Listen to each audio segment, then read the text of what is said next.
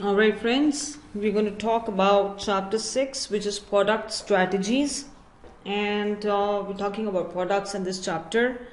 And the lesson outline: product strategies is a product is anything offered to a market that might satisfy a want or a need.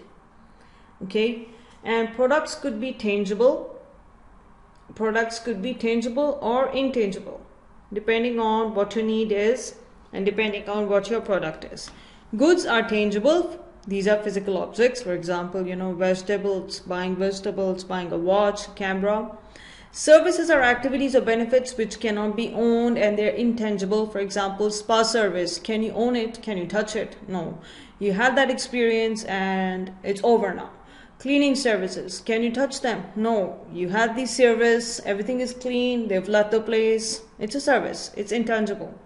Some products are a combination of both goods and services. Example, restaurants. They sell food and then they serve you and make you feel great, depending on the restaurant. Then products bought by individual consumers for their personal use. For example, there are 4 types: convenience products, shopping products, specialty products, and unsought products. We're going to study about all of this in detail. Convenience products, for example, products we buy all the time with very little decision-making efforts. They tend to be non-durable items. These are staple products, for example, goods bought on a regular basis. Example, bread. Then you have impulse products, goods we buy because they are attractive at a particular moment. Example, chocolates. Then you have emergency products, for example, goods we buy only when necessary, even though they are available all the time. Example, medicines. So now I want you to think, what kind of product are you selling? Are you selling a staple, an impulse buy, or an emergency product? Think about it. Shopping products, products we spend time choosing before we decide to buy them. Okay, these are products, for example, clothes, designer wear, etc. We compare various types. They tend to be durable items. Example, electronics, furniture, etc. So we need to spend time looking for them. Then you have specialty products, products we do not buy frequently and require a lot of time to take a decision. They involve a large financial commitment and mostly imply status or perfection. For example, cars, special cars, camels, falcons. All of these are different breeds, dogs, the different kind of pets you have. So you want to make sure that you buy something that is going to add to your status. That's a specialty product. Unsought products, products that the consumer was not thinking of buying and might not be aware of them until they were introduced to them by a salesperson. These are insurance policies on people who call you up on the phone and say that they have something to sell and blah blah blah, and they come at your door, and then at your doorstep they come with things that they want you to buy. For example, vacuum cleaners. They come up with this great revolutionary vacuum cleaners that they try to sell door to door, and all of these things. Then you have industrial products. Industrial products are those bought for use by a business for its business operation. For example, business to business. These are 3 types. You have raw materials, you have capital products, and supplies and services. So if you have a business and you need to buy raw material for your business, you would have to look into industrial products. Okay, these are your vertical markets which you reach out and you try to get your products and services from them.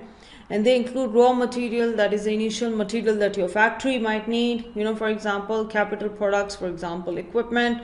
If you own a fashion store, you have your own designer clothes, you might need equipment for sewing and cutting and ironing and all of those things. Supplies and services like consumables, for example, tissue paper, pencils, erasers, pens, etc. These are all consumables. They are finished as they are used. Product decisions. Marketing managers must consider the following product decisions when deciding on what products get produced: product attributes, branding, product packaging and labeling, and product support. So we're going to talk about these in detail. Product attributes, product features, what makes up the basic product, product design, how it looks and what it is made of. Product quality, how the consumer perceives the quality will make them buy it or not. Consumers are looking for equality equal to the price they are paying for the good or service. It is an important aspect for product positioning in the market. So you need to make sure that when you are selling a product, you are what consumer base you are trying to address, and what's your target market, what their psychology is, what their social economic status is, and all those things you have to consider, and what features of product they would expect, what kind of product design they want. Do they want something flashy and big? Do they want something decent and small? So all of these things. And then what kind of quality they're looking for. If they pay less, are they expecting a cheaper quality? Or if they pay less, are they expecting a higher quality? So you need to think about these things. Brand name helps create consumer loyalty. Okay, let me just click this out. Brand names help create consumer loyalty and repeat purchase. Consumers know that they can expect the same quality no matter where they buy a particular brand. They also know that the manufacturer will deal with any problems which might occur. For example, if you have a branded perfume, or if you have a branded purse or shoes, and if there's a defect in the quality, you can always report it and expect replacement. So brand names are something that gives you comfort and trust, and they know, you know, that it's whatever you expect, you're going to get it.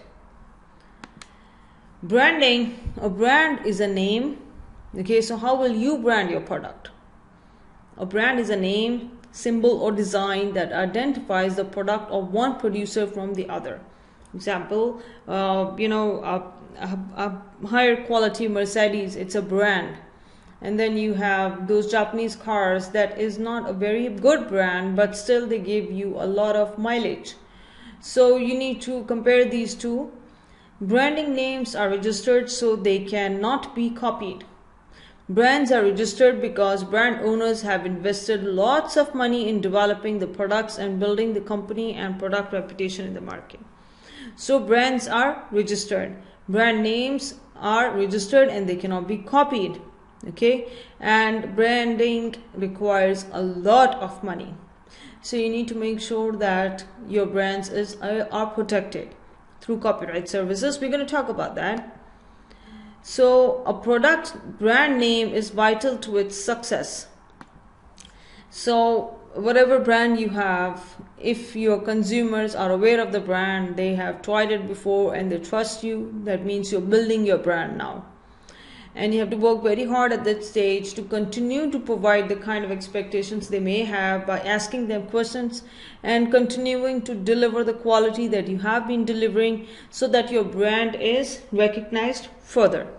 Branding helps create customer loyalty. Consumers expect the same quality at any point of purchase. Okay, so let's stop the lecture at this point, and I'm going to continue with the brand strategy in the next video.